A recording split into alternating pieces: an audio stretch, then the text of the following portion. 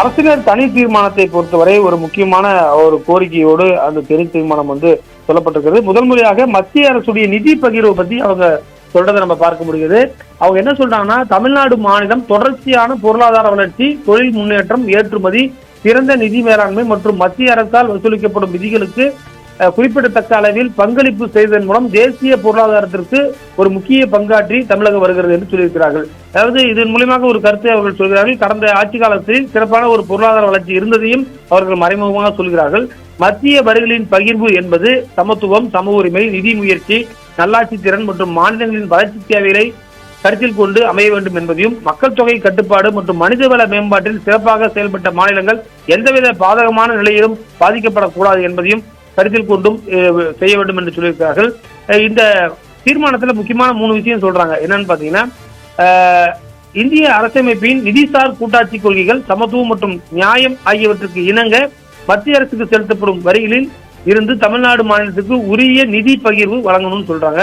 மாநிலங்களின் பொருளாதார பங்களிப்பு, நிதி முயற்சி, நல்லாட்சி திறன் மற்றும் வளர்ச்சி தேவைகளை உரிய முறையில் அங்கீகரிக்கும் வகையில் மத்திய வரிகளின் பகிர்வினை வெளிப்படையான, புறநிலையற்ற மற்றும் சமமான முறையில் வழங்க வேண்டும் என்று சொல்லியிருக்கிறார்கள்.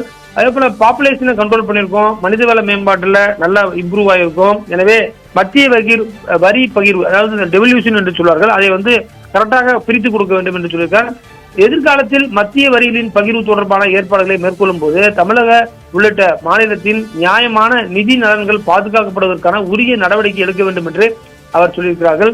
எனவே இந்த தனி தீர்மானத்தில் குறிப்பாக மற்ற எதிர்கட்சிகள் தங்களுடைய நிலைப்பாட்டை எவ்வாறு பேசுகிறார்கள் என்பது பார்க்கும். குறிப்பாக பாஜகவை சேர்ந்த ஒரு உறுப்பினர், நீலகிரியை சேர்ந்தவர் இருக்கிறார்.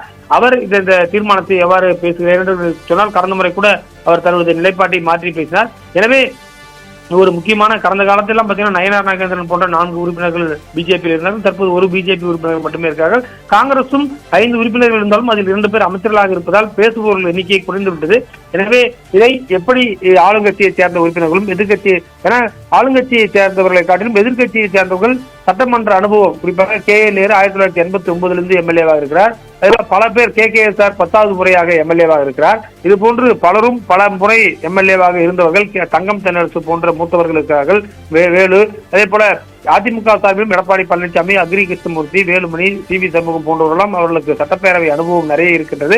அவர்கள் நிறைய ஈஸியாக பல விஷயங்களை கையாளுவார்கள். ஆளுங்கட்சியை பொறுத்தவரை அமைச்சர்கள் அனைவருக்குமே கடந்த வாரம் பார்த்தீங்கன்னு சொன்னால் ஒரு ட்ரைனிங் செஷன் முன்னாள் சட்டப்பேரவை செயலாளர் ஜமாலுதீன் தலைமையில சட்டப்பேரவையிலேயே கொடுத்தார்கள். எப்படி சட்டப்பேரவையில் நடந்து கொள்ள வேண்டும், எவ்வாறு கேள்விகளை எதிர்கொள்ள வேண்டும், எப்படி பேசும்போது எதை சொல்ல, சட்டமன்றத்தில் பேசும்போது ஆரம்பிக்கும் போதே மாண்புமிகு சட்டமன்ற உறுப்பினர் என்றும், மாண்புமிகு பேரவைத் தலைவர் என்றும், மாண்புமிகு அமைச்சர் என்றுதான் சொல்லி அழைக்க வேண்டும்.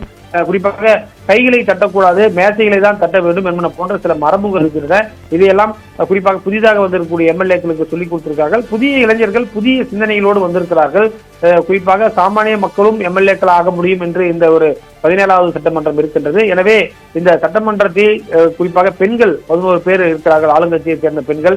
அதில் பலரும் அமைச்சர்கள், கீர்த்தனா, ஜெகதீஸ்வரி போன்றவரும் 2 அமைச்சர்கள் இருக்கிறார்கள். எனவே அவர்களுடைய பங்களிப்பு பார்க்க வேண்டும். கமலி அவரும் அமைச்சர், விஜயலட்சுமி 4 பெண் அமைச்சர்கள் இருக்கிறார்கள். அவர்களுடைய பங்களிப்பு இந்த சட்டப்பேரவையில் எப்படி இருக்கும் என்பதை நம்ம பொறுத்திருந்து பார்க்கலாம்.